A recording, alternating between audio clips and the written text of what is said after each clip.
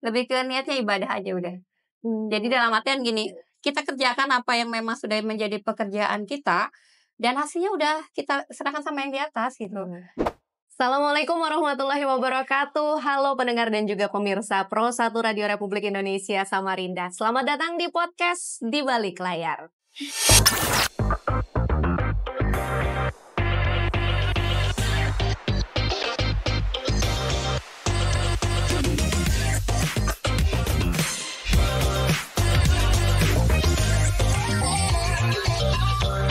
Podcast Di Balik Layar.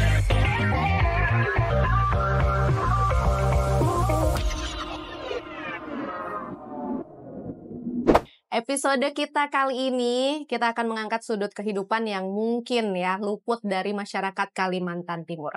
Di balik warung yang sederhana ini, ada kisah perjuangan perempuan tangguh kalau saya bilang, karena jauh-jauh datang dari Garut, Jawa Barat, merintis usaha dan merantau dari tahun 2003. Nah, bagaimana tentunya beliau ini meracik semangkuk bubur, yang kalau saya bilang bukan hanya meracik bubur, tapi meracik harapan perekonomian untuk mengembangkan bagaimana ekonomi keluarga dan juga mengembangkan ekonomi di lingkungan sekitarnya. Kita bersama dengan Teh Rena dan juga Teh Ami. Halo Teh. Teh, ini jauh-jauh 2003 datang ke kota Samarinda, memang sekeluarga atau sendirian waktu itu Teh Rena? Sama suami. Sama suami berdua. Apa alasannya kok mau gitu, kan udah enak tuh di Jawa Barat, di Garut gitu. Langsung ke 2003 ke Samarinda ngapain Teh? Sebenarnya dibilang udah enak belum ya. Maksudnya pada waktu itu kita masih tahap juga memulai usaha di sana, dan semakin sini kan semakin banyak persaingan tuh. Di Garut ya? Enggak di Garut, karena kalau Garut tuh tempat lahir saya. Baru saya hijrah ke Bandung, ketemu sama almarhum suami ya. Jadi di sana itu saya membuka usaha sama suami yang lebih duluan jualan martabak sebelumnya, bukan bubur. Nah, itu saya ngikut berhenti bekerja, jadi menemani suami untuk usaha martabak itu. Jadi sini? Ya, seiring waktu berjalan kan banyak yang persaingan kan, sudah banyak yang jualan juga gitu kan. Ada informasi bahwa di Samarinda itu untuk kuliner itu lagi bagus gitu. Cuma dapat info aja Di gitu. 2003 tuh ya? Iya. Itu info keluarga apa temen? Temen suami. Temen. Jadi kan temannya suami itu punya om di sini daerah Sungai Kunjang. Jadi bilangnya kalau mau usaha kuliner kayaknya bagus gitu untuk di Samarinda. Makanya kita modal nekat ya? Iya. Jadi semua bisnis di sana dihentikan, dijual gitu ya? Dijual, dioper, untuk modal juga jual yang ada ya, kayak kendaraan dijual gitu kan. Bener-bener kita niat banget gitu mau ke Kalimantan, dan tidak terpikir untuk ke Jakarta, ke tempat lain enggak. Karena kita pikir kalau Jakarta tuh udah sumpek ya, udah padat ya. Dulu di bayangan Teh Rena 2003 Kalimantan masih gimana Teh? Taunya ya hutan, lebih ke dominan hutannya gitu ya. Gitu ya? Jadi nggak kepikir kayak ada kotanya gitu. Setelah jembatan Mahakam kita lewati, tahu-tahu kota besar gitu ya. Jadi yang terpikir, apalagi kita kan pada saat itu perjalanan melewati Bukit Suharto ya, belum ada tol. Betul. Nah itu kebayangnya, oh begini mungkin ya suasananya ya, kayak hutan-hutan baru ada jeda rumah-rumah warga gitu kan, nggak kepikir besar. Ternyata setelah lewati jembatan Mahakam itu baru kita terbuka, oh ternyata ada kota ya, ada peradaban ternyata di kota Samarinda ya. Peradaban ya, itu yang kayak, oh ternyata nggak salah sih, saya feelingnya begitu. Dan pada saat itu kan mulainya dari Sungai Kunjang gitu, nyari-nyari sewaan, masih nyari kenalan, karena kita kan butuh orang buat bikin gerobak gitu. Jadi memang pikiran 2003 itu merantau ke sini tujuannya adalah untuk usaha ya. Iya, usaha. Dan memang yang awal dibuka adalah martabak. Betul. Bukan bubur ya. Bukan. Nah, ini ada Teh Ami, adiknya. Adik saya. Dibawa ke sini juga dari Garut tahun berapa? Ini baru aja. Cabang ini. Oh, gitu. Karena ada usaha baru di Pentol nih. Jadi kan otomatis saya butuh tenaga untuk bantu saya. Makanya adik saya suruh ke sini ngikut saya gitu. Teh Ami, Teh Rena berapa saudara? Kalau saya 7. 7 bersaudara, dan Teh Ami ini yang ke? 5. Ke-5. Oh, ini ada lagi adik saya 2, tapi yang 2 ini di Jepang. Oh, semuanya usaha? Enggak. Kakak saya yang usaha, anak pertama, saya kedua kan. Yang lainnya bekerja. Oh ya ampun, ini sebenarnya kalau kita lihat perempuan berbisnis itu kan biasanya karena mencari kesibukan ya, mungkin suami bekerja, jadi udahlah cari bisnis-bisnis sampingan gitu. Kalau Teh Rena sendiri berbisnis ini memang ditekuni serius atau sampingan nih jadinya? Ya, awalnya kan ditekuni karena memang bersama suami kan, merintis dari nol. Jadi suami pekerjaannya memang udah martabak gitu kan. Jadi saya menemani, lebih ke kayak manajemennya lah, begitu. Jadi kita sama-sama kan, ya udah satu frekuensi lah gitu. Makanya perjuangannya itu luar biasa dari mulai benar-benar ya. nol. 2003. Nah, waktu itu berarti 2003 Teh Ami masih di Garut. Iya. Masih sekolah. Waktu Teh Rena pindah ke sini kan masih sekolah tadi bilangnya ya. Itu pikirannya apa, kok Teh Rena jauh-jauh nih ke Kalimantan buat ngerintis usaha aja? Teh Ami gimana perasaannya tuh? Pertama sih khawatir ya. Kan jauh banget gitu dari Garut ke Kalimantan. Gimana di sana nggak ada keluarga. Banyak lah pikiran Negatif. Ini ya. Tapi ternyata dalam kurun waktu beberapa tahun, Teteh membuktikan sendiri kalau dia tuh bisa sendiri bersama suaminya memulai usaha dari nol. Sampai aku juga, hebat banget nih. Ternyata punya kakak yang memulai semuanya dari nol di kota orang lain, gak punya saudara, ya jadinya salut, Bang. Kemudian pindah ke sini baru 2000 ini berarti 2025. Baru ya. Apa yang mutusin Teh Ami kok pindah aja deh, ikut aja deh sama Teh Rena gitu? Ya, sebenarnya saya kerja sebelumnya. Nah, karena udah lama nggak kerja, akhirnya kepikiran lah, gimana nih kalau nyoba juga ikut sama Teteh, belajar usaha gitu. Mencoba peruntungan juga sih. Pengen bisa nggak ya jadi kayak Teteh gitu. Mudah-mudahan.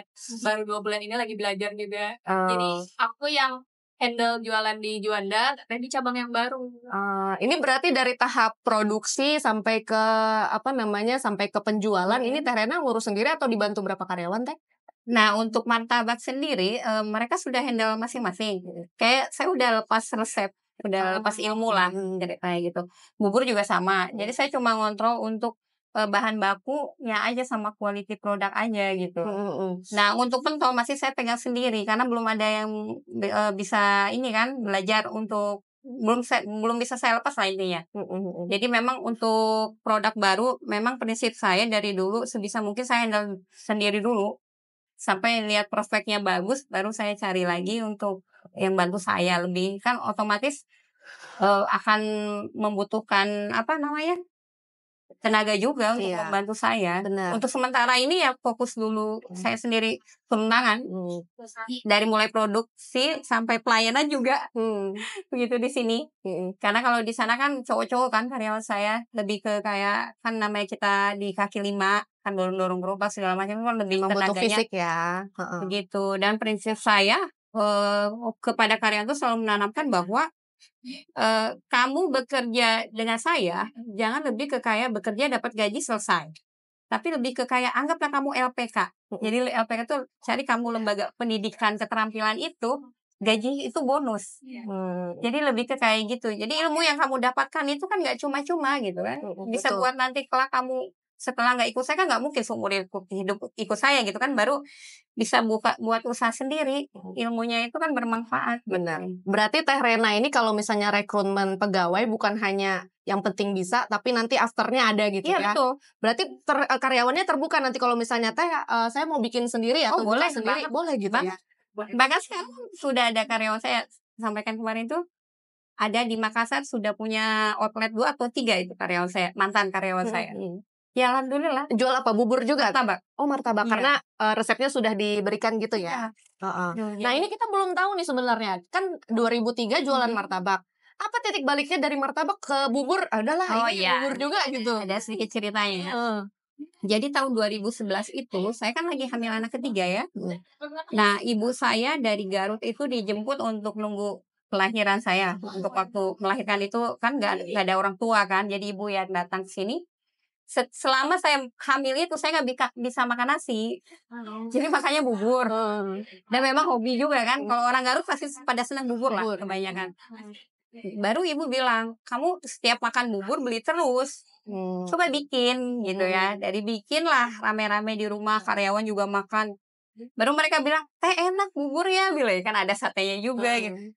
kamu nih bisa masak, kenapa nggak jualan aja, kata ibu almarhumah gitu kan. Jadi dari ibu almarhumah yang menginspirasi untuk saya jualan bubur tahun 2011. Nah, itu kan lagi hamil 9 bulan kan.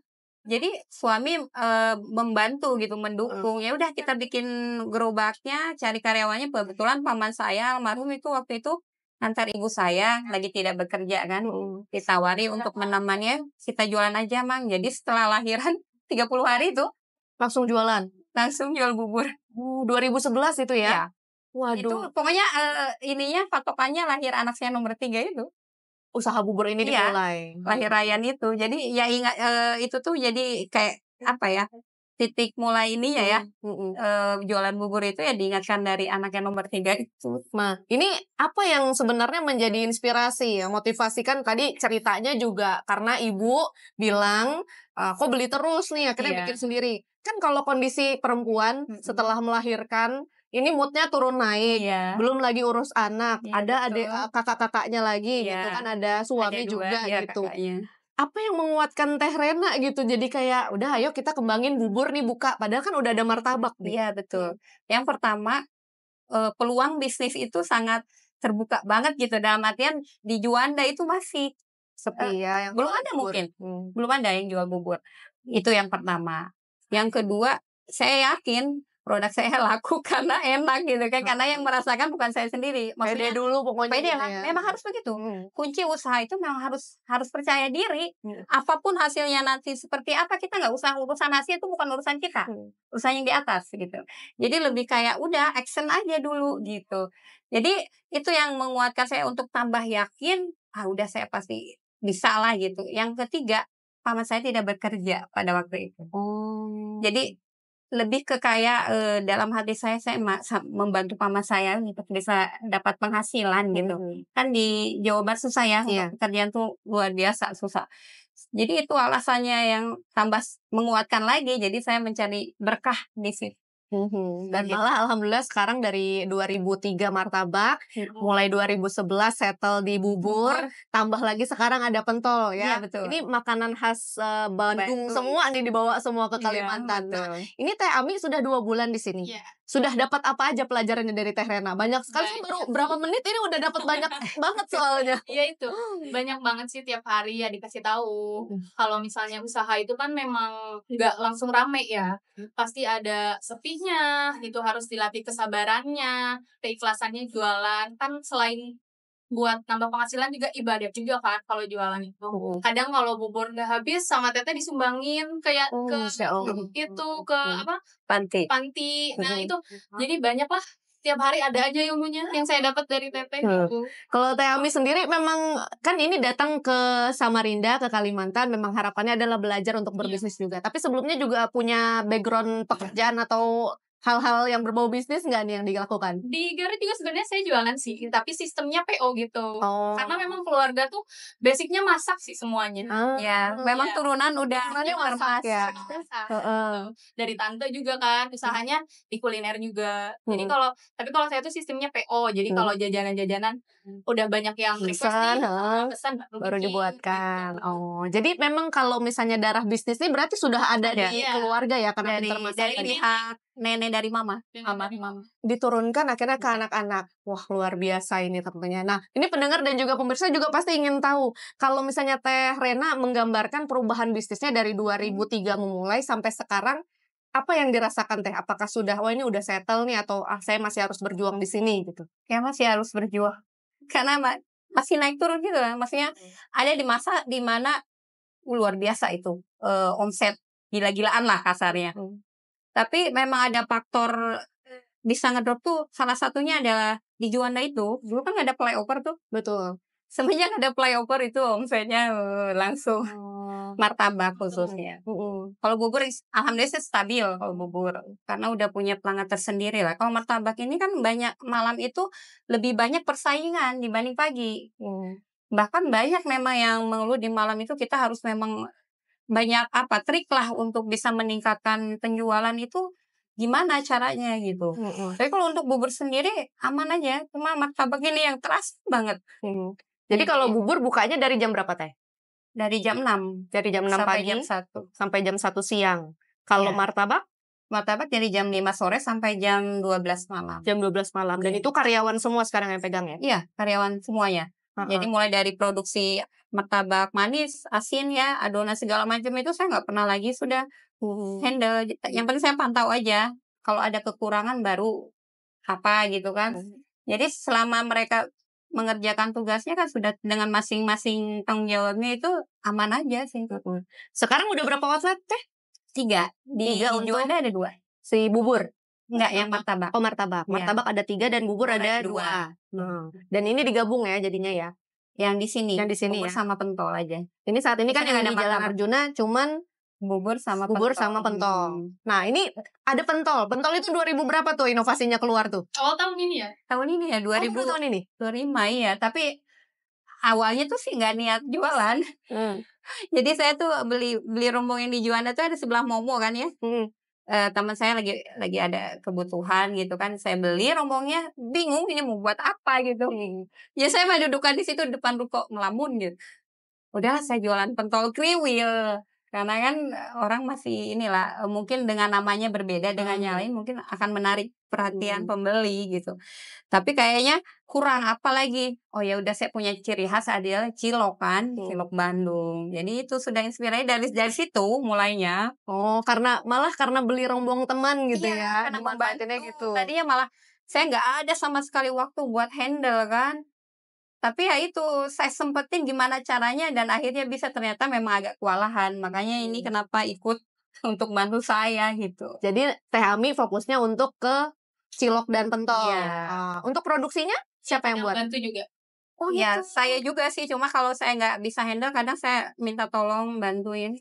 Minta buatkan gitu. Tapi nggak ada karyawan. Dia aja yang, karena kita yang tahu. Resepnya yang masih tahu dua. Ya resepnya dari mana? Turun-temurun? Iya, dari keluarga juga? Iya. Wah enak ya kalau punya keluarga bisa masak tuh tinggal tanya resep ini ada gitu ya. Tinggal dipatenkan gitu ya. Betul. Terus kalau ini kan buka di sini itu karena ada teman yang kebetulan dia punya catering yang namanya Elika Food ya. Kebetulan saya mewakili juga beliau. Jadi ada soto kudusnya di sini. Iya. Jadi khusus saya yang di Arjuna ini ya? Iya, yang di sini. Jadi kita bareng-bareng join lah. Karena udah teman lama banget lah, udah kayak kakak sendiri juga. Jadi join sama beliau untuk sewa ini bareng-bareng. Jadi diniatkan apa nanti mungkin kedepannya akan banyak menu untuk menu Nusantara pastinya. Karena Khusus di kebetulan sini? sama-sama kan ada lotek di Sunda, ada lotek juga. Ininya lotek Jogja. Lotek Jogja. Saya juga ada lotek Sunda gitu. Apa bedanya lotek Jogja sama Sunda? Kalau dari Jogja itu kencurnya nggak terlalu tajam ya. Oh, kalau Sunda kencurnya tajam ya. Sama pakai daun jeruk dia. Iya benar. Jadi di outlet yang di Arjuna ini memang dia khusus sama soto kudus ya. Iya. Jadi sama-sama Jawa sebenarnya. Cuma beda satu Jawa Tengah, satu Jawa Barat Jawa gitu Barat, ya. Iya. Nah ini kalau misalnya 2003 memulai bisnis, kalau awal kan pasti masih semangat ya. Iya, Ini betul. sampai 2025 masih eksis gitu. Itu banyak yang Gimana? bertanya. Iya pasti orang Mbak aja kayaknya. rahasianya tuh apa gitu. Kadang kan orang tuh apalagi kalau baru mau mulai bisnis semangat gini, ngumpulin modal apa segala macam. Tapi begitu jalan yang tadi kata Teh Ami enggak laku, akhirnya udah mungkin aku nggak bakat di sini gitu kan. Iya betul. Teh Rena gimana? Kuncinya ya. Lebih ke niatnya ibadah aja udah. Jadi dalam artian gini, kita kerjakan apa yang memang sudah menjadi pekerjaan kita dan hasilnya udah kita serahkan sama yang di atas gitu. Memang itu kan paknya ya kita di situ. Memang kan saya juga nggak mungkin jadi bekerja lain juga. Saya nggak ada kemampuan juga, nggak ada skill. Karena skill saya di dunia kuliner, ya saya tekuni gitu. Dan yang meyakinkan saya lebih sampai detik ini ada karena saya mampu berbagi dengan karyawan dalam arti rezeki. Dan ternyata mereka masih mau ikut saya gitu. Itu yang menguatkan saya. Kalau saya misalkan tutup usaha ini, gimana dengan mereka? Gitu. Lebih ke itu aja sih Mbak. Berarti kalau masalah untung itu sebenarnya kecil aja sih. Saya nggak ngambil banyak lah dari keuntungan penjualan itu. Tapi saya lebih menguatkan lebih, saya harus bisa, harus sehat gitu kan. Karena ada tanggung jawab di pundak saya ini banyak yang bersandar gitu. Lebih ke situ ya sedih. Karena didorong oleh masyarakat dan juga lingkungan Iya, gitu betul. ya. Karena lingkungan yang menguatkan, makanya Iya, Teh Rena betul. juga bisa begini. Dan memang alhamdulillah kan diterima lah untuk rasa ya produk kita ini di warga Samarinda ya diterima, cocok lah di lidah mereka gitu. Makanya saya bertahan, Bang.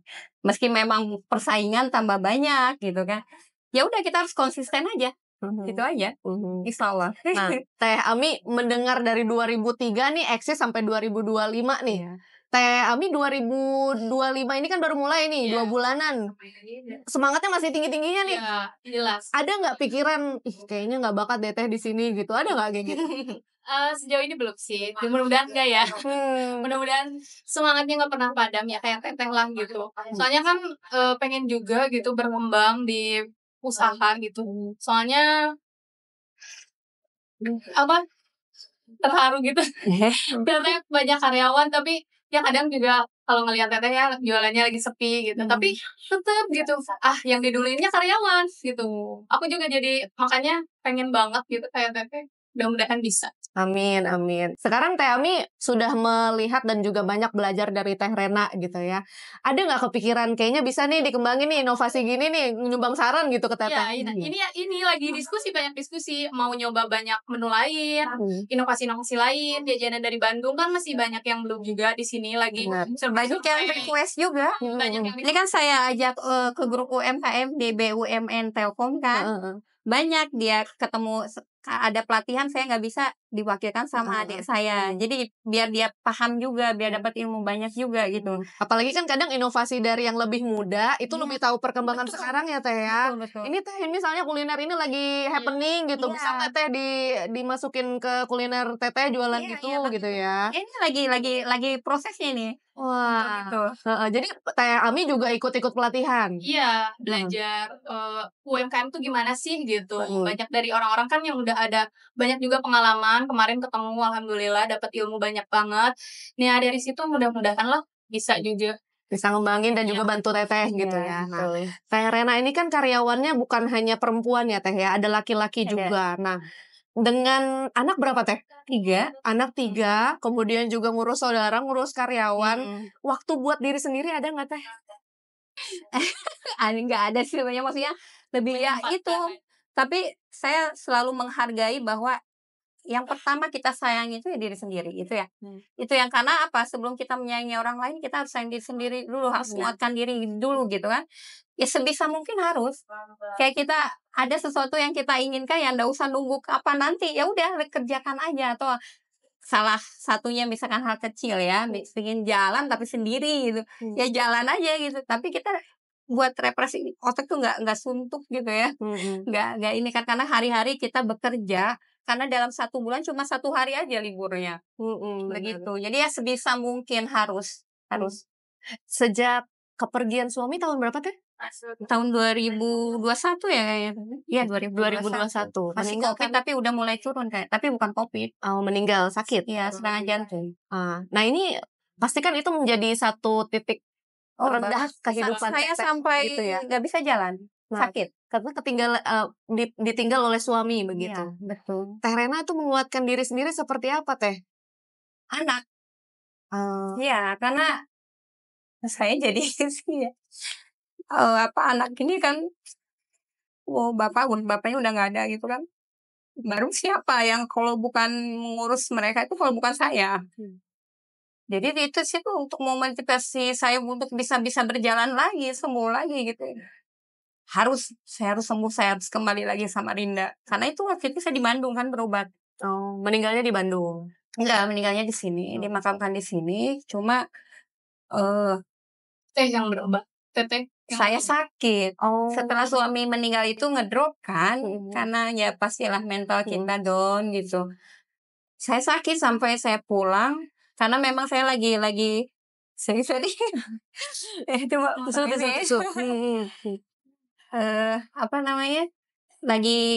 saya kan habis jatuh di pergeseran tulang belakang. Nah setelah jatuh itu kan saya berobat di Bandung karena kekurangan oksigen ke otak, tambah ngedrop yang tadinya keluar 1 titik tuh jadi 3 titik di belakangnya. Itu yang menyebabkan saya nggak bisa jalan. Karena ya pikirannya kan.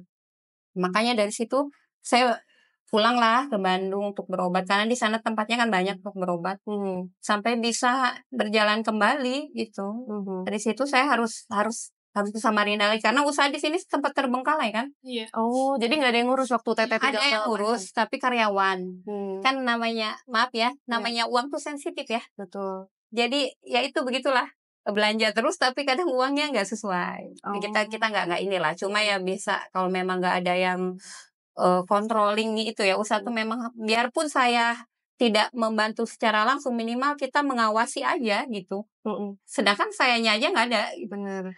Itu sempat ini juga saya kembali ke sini tuh kayak dari awal lagi maksudnya pelanggan ada yang ini lagi ada yang pergi gitu kan karena mungkin pelayanannya kurang karena saya kurang ngawasi juga begitu.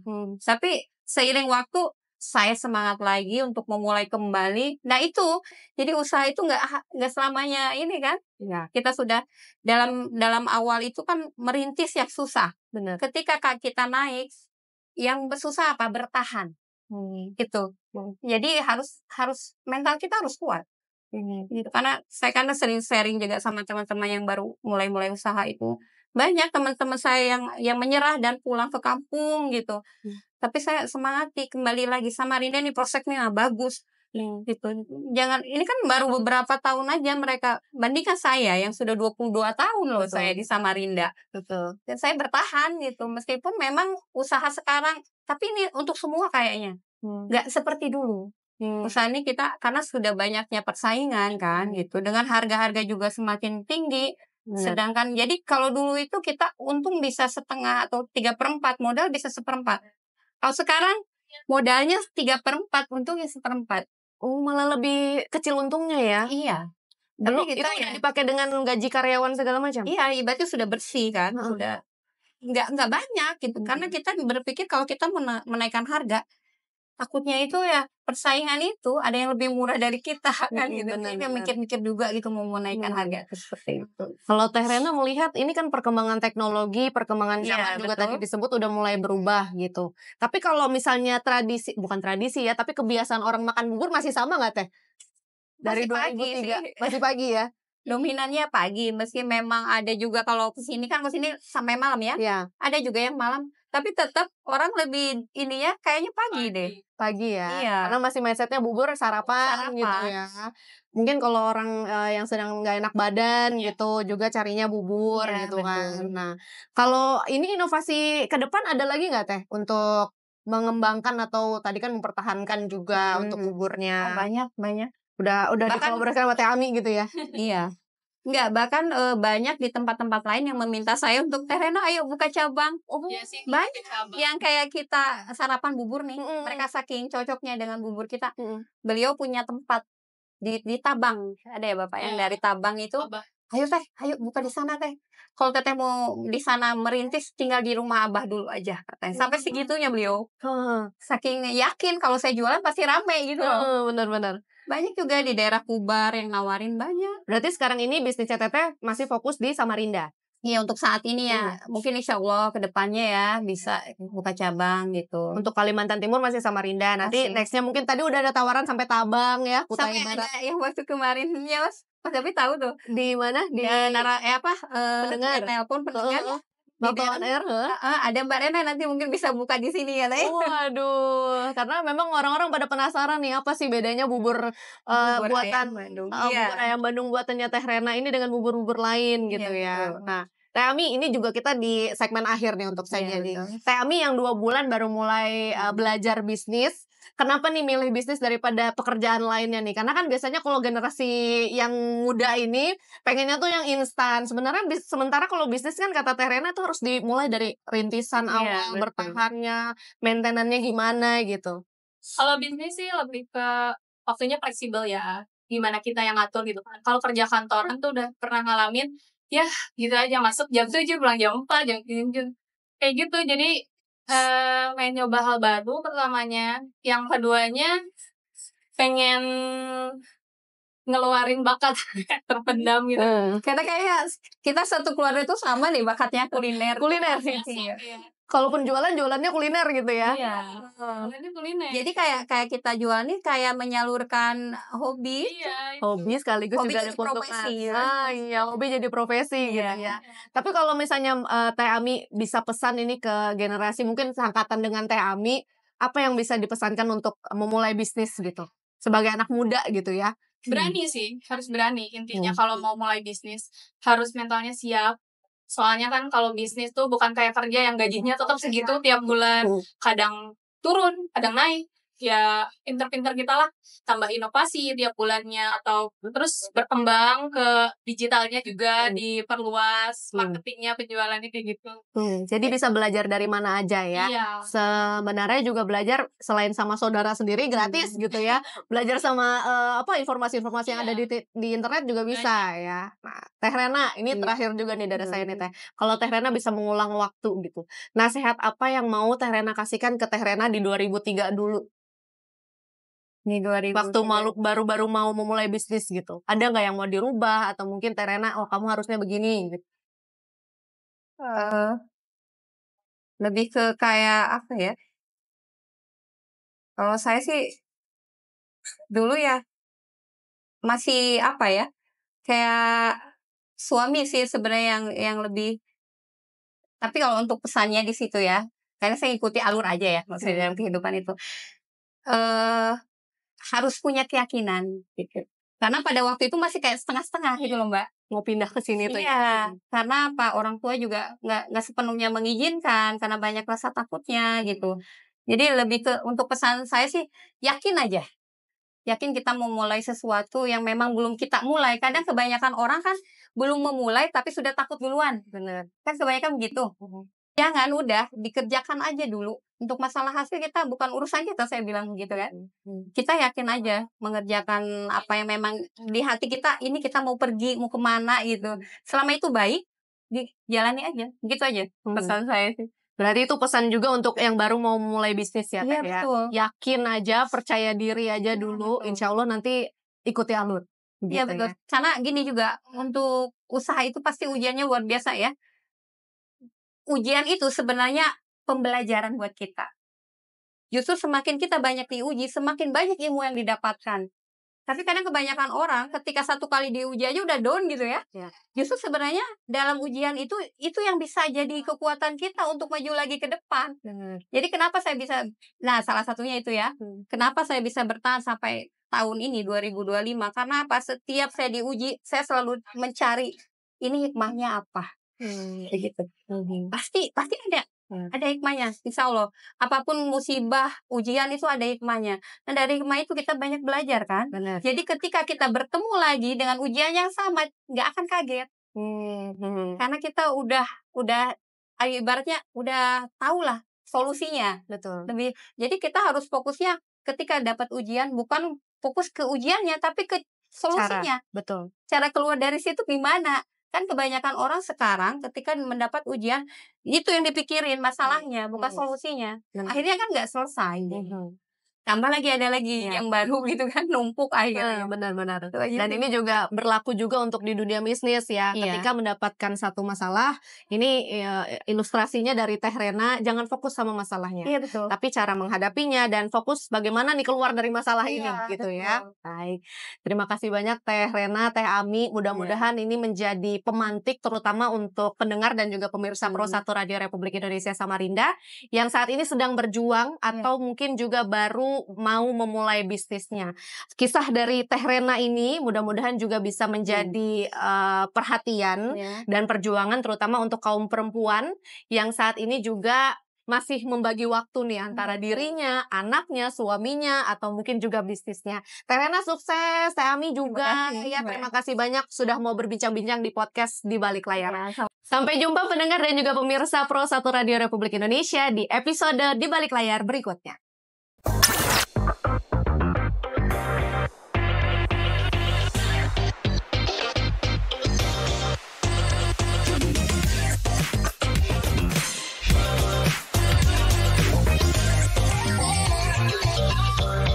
Podcast Di Balik Layar.